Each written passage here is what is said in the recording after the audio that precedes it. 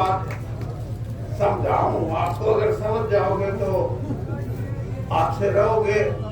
ना समझोगे तो ये जो देश में चल रहा है कि भाई लोगों ने पसंद ना दो, उन्हें नहरे नहरे फाड़ के आपस में लड़ाओ। ये भारतीय जनता पार्टी और इसकी सरकार हमारे भाईचारे में खराब करने का पूरा कदम कर रही है, और भाईचारा खराब इनने कराया भी है, वोटा के हिसाब से भी कराया है, लेकिन इपे पाड़ नहीं लगी इनकी। ये इपी करेंगे कोशिश, अगर एक दूसरे ने इतना आपस में उलझा दो कि आंख बिना मिले तो आंख बढ़न लग जाए कि मैं इसका बदला लूंगा, यो करेगा। ये है इनका खेल, और इस खेल में ये ठीक कह रहा था अभी ब्रजेंद्र भाई, काम में आओ, वोट मांग लो, और कोई तो हमने काम कराया हुआ बता दो, लेकिन काम में आके जो मत करो, जात पात में फर्क पड़ेगा। ये फर्क पड़ेगा तो ये हमारा जो ये सारा इलाका है इसमें बड़ा बिगड़ हो जाएगा, और बिगड़ होना इसका मतलब ये है मेरा बसने में भी शांति नहीं रहती, कमी आएगी तो नुकसान होगा, उसका फायदा नहीं है। फायदा उन्हें होगा जो बताते फिरेंगे, जो बताना है उन्हें नहीं कहो अगर हमने कुछ करके दिखाना है तो काम करो, तब हमने पालन की क्यों करो, तब हमने निराकरण की क्यों करो, तब हमने जीण दोगे आपस में भाईचारे से जीण दोगे तो हमने लड़ा के मारना चाहो। और इसीलिए ये ब्रजेंद्र सिंह और इसके सारे साथी सारे हरियाणा में गांव गांव जाके ये संदेशा देने लग रहे हैं कि भाइयों कोई कुछ करो, लेकिन न्यारे ना पार्टियों आपस में पैर नहीं होना चाहिए। कोई यह बात कह रहा हो तो हाथ जोड़ दियो काम में, अगर भाई कुछ कह न्यारा पढ़ने की बात आपने सुनागे, जब यह बात गांव में चाल जाएगी तो बेईमान आदमी गांव में तुमने खराब कर नहीं आ सकता, कोई भी खराब कर नहीं आ सकता। इसलिए कांग्रेस पार्टी ने ये चलाया है ये कि हम कुछ करें, लेकिन हम इतना प्रचार जरूर करें कि भाई भाई हमारा भाईचारा नहीं बिगड़े। राजनीति में और चीज बहुत है कहने की, लेकिन भाईचारा बनाने की बात अगर हम करेंगे तो हम इकट्ठे रहेंगे, अच्छे बुरे का साथ, गरीब का साथ, माड़े का साथ, ये वही देता है जो आपस में बिरादरियां इकट्ठी रहती हैं। जैसे मैंने कहा कि ये जो सोच के हम चले थे जिस ध्येय के साथ, हमारी यात्रा को 10 दिन नहीं हुए, 11 दिन नहीं हुए, और एक घटनाक्रम प्रदेश में ऐसा हो गया जिससे वही विभाजन का खेल दोबारा कुछ शक्ल लेना शुरू हो गया है। ये आपको समझने की बात है, आप लोगों को इस बात को पकड़ना है और इस बात को रोकना पड़ेगा। ये जो 2 सीनियर पुलिस अधिकारियों ने आत्महत्या करी है, पहले एडीजी भाई पूरन कुमार ने और उसके बाद एएसआई संदीप ने, ये 2 ऐसी घटनाएं हैं जिसके अंदर वो सारी चीजें हैं जो समाज को बांटने के कीड़े रखती हैं। और बहुत लोग इनको हवा देंगे, बहुत लोगों से मेरा मतलब है शासन प्रशासन के लोग और उनका जो तंत्र है सारा, इसको पुलिस के निकम्मेपन और नाकामी को छुपाने के लिए उस पुलिस प्रशासन में जो भेदभाव है उसके ऊपर पर्दा डालने के लिए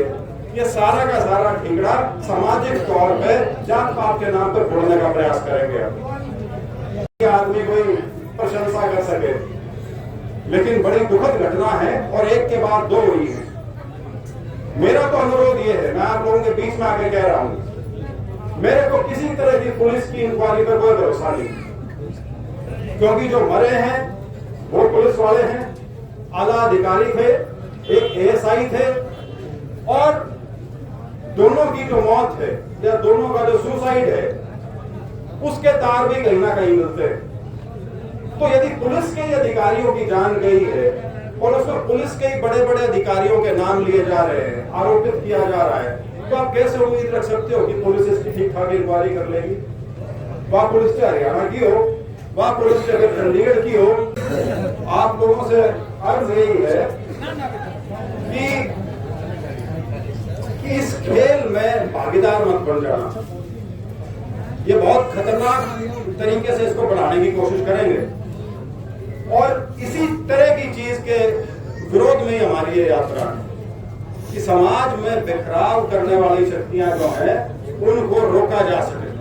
और उसमें आप सबकी भूमिका है। आप सब गांव के मौजूद व्यक्ति हो, अपने गांव गांड में, भाईचारे में जहां भी आपका आना जाना है, ये हमेशा हर जगह चर्चा का विषय मिलेगा आपको। लेकिन हमको सुनिश्चित ये करना है कि इसमें किसी प्रकार की ऐसी बात ना हो जिससे भाईचारा जो पहले से ही तनाव में है उसको और कमजोर करने का मौका दिया जाए किसी को। सावधान रहना,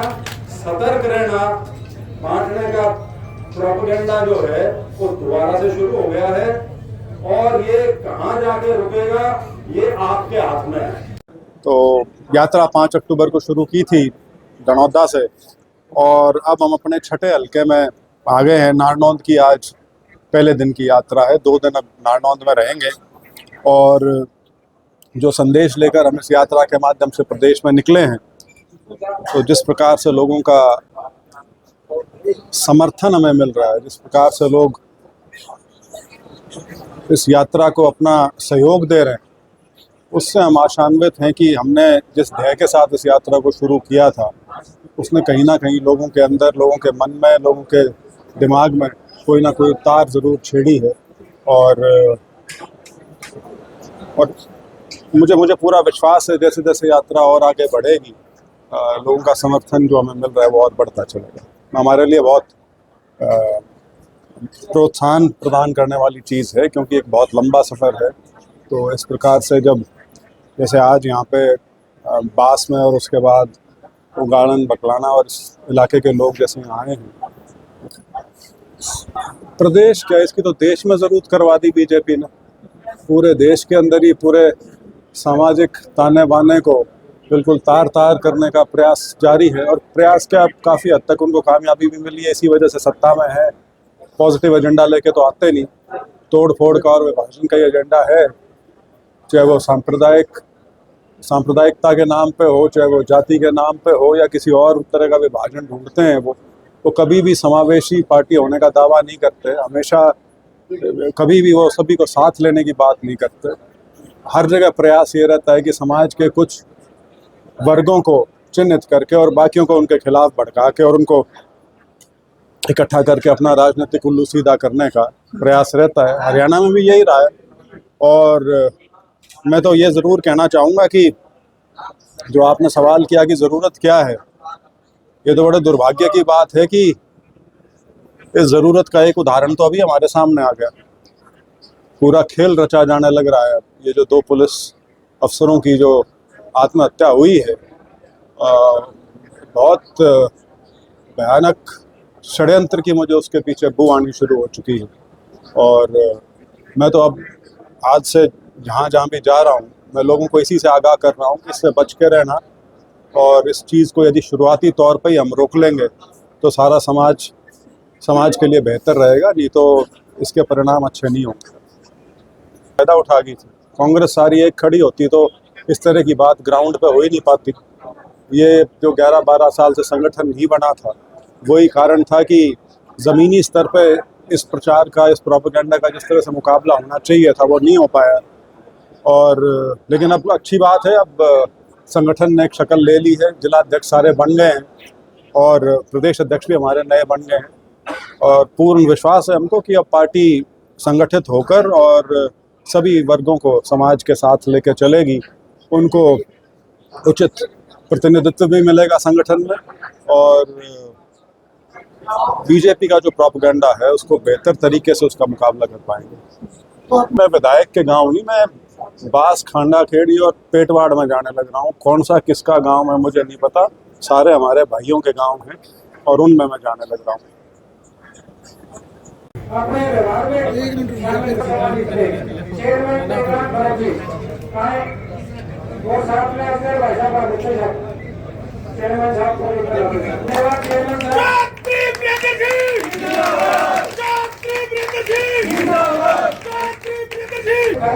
अजमेर ग्राम ठेकेदार जी कोताल बलवंत जी आए तो साहब को एक बार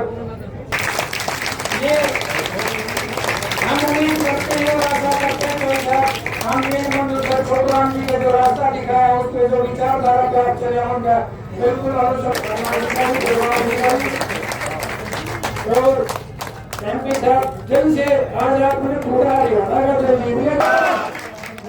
मैं तो साहब को अनुरोध करता हूँ कि दो शब्द एक बार आगे बोले हमें मार्गदर्शन करें। तो साहब ये बोला तो साहब 5 नवंबर में 5 अक्टूबर में बड़ौदा भी थे और जिस दिन यात्रा खत्म हुई उस दिन में हर गांव से आदमी आपके साथ रहेगा तब तक रहेगी। सिर्फ तू बनवाले तेरे कदम ऊंचा ठावेगी या पगड़ी।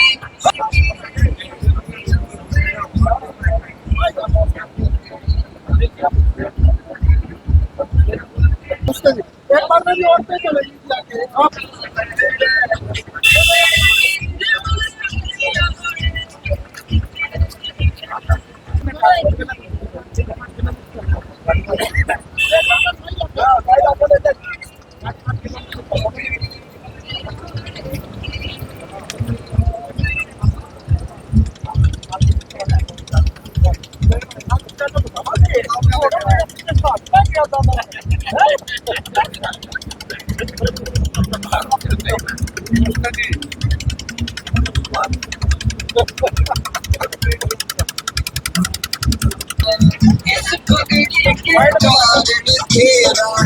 सूरज मल छोटू राम पगड़ी से पगड़ी